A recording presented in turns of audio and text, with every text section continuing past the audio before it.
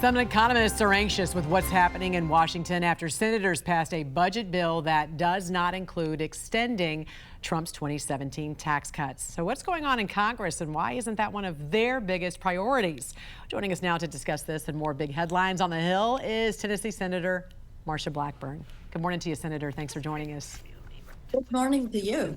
You and your colleagues were able to pass a sweeping bill that has all of Trump's priorities except for this, one big tax cut extension. Why hasn't that been prioritized? Why hold off on that when the House was able to include it in their bill? Yes, and we certainly are in favor of extending the Trump tax cuts and making them permanent. And we do have a process for that. There's a different process for the House and the Senate. And indeed, the Senate wants to make the tax cuts permanent based on policy. And that has been a priority for us. You're also seeing the first bill that we did, which includes border, energy, military. Those are areas, Jan, where there is complete agreement. So we're saying where there is agreement, let's go ahead, let's get that done, use the first reconciliation and pass President Trump's agenda. The American people sent a mandate. It is up to us to take those actions. We want to reduce as much spending, save the taxpayers as much money, and get President Trump's agenda done. Build that wall, make the cuts permanent, restore our standing in the world, fight the crime that is plaguing our communities, and be certain that our allies know they're an ally and that our enemies fear us. Where are the disagreements when it comes to extending the tax cuts? There really is no disagreement from Republicans in the Senate.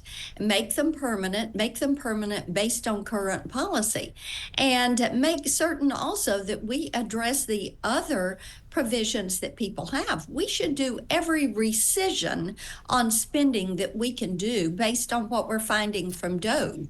Right. And all of those up and lower that budget baseline.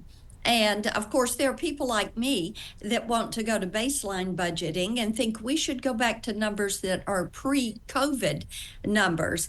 And hopefully, we're going to have trillions of dollars of rescissions that we can work into that budget as we work to enact President Trump's agenda. As we're talking about spending here, Senator, yesterday did mark 3 years since Russia invaded Ukraine. And of course, billions of U.S. taxpayer dollars have poured into Ukraine for both aid and also military equipment. Do you support any more taxpayer dollars going to Ukraine? I am very hopeful that President Trump and his administration, Secretary Bissett, are going to be able to work out the issue over rare earth minerals with Ukraine. And that is a way that the American people can recoup what has been spent. And Jan, as you know, I'm one of those that is called from day one for an audit. Tell us where this money is going, what it is being spent on.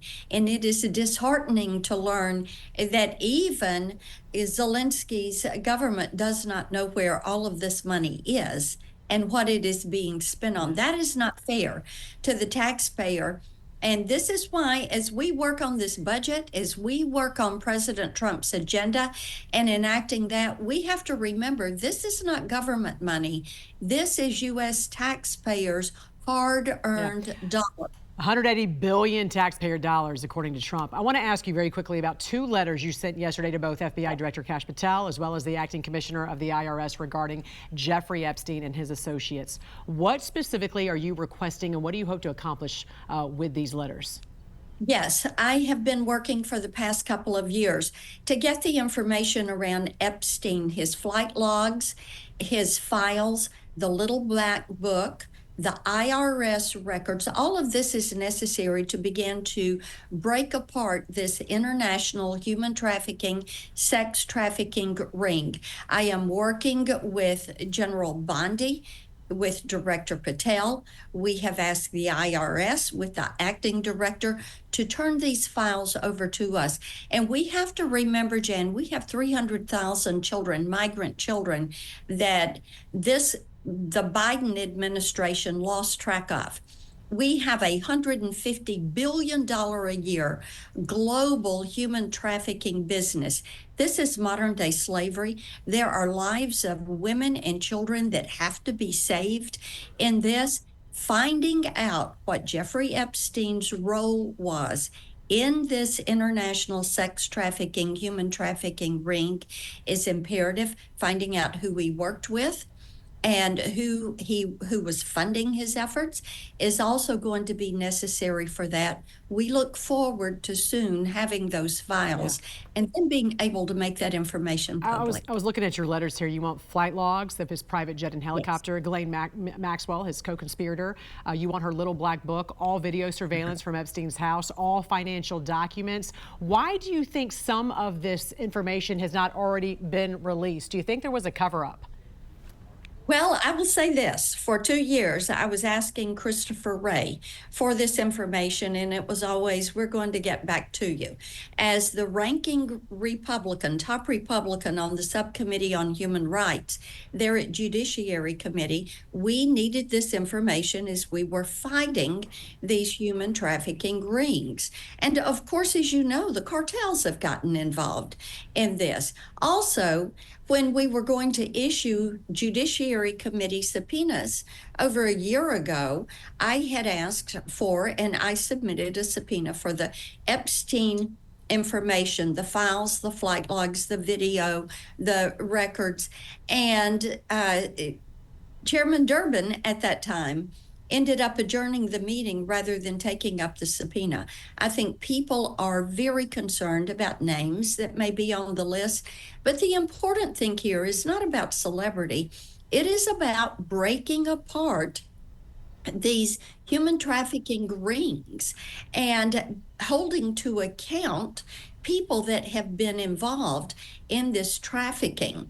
We do know that Epstein had a relationship with the French human trafficker who ended up, interestingly enough, dying while he was in jail awaiting waiting trial. So let's find out where these connections are and let's break this apart and free people up and let's find these 300,000 migrant children Yeah. that under the Biden administration, the federal government and the Office of Refugee Resettlement totally lost track of these children. And I look forward to seeing that update with you. Tennessee Senator Marsha Blackburn, always a pleasure talking to you. Thanks for joining Good us. talking to you. Thank you.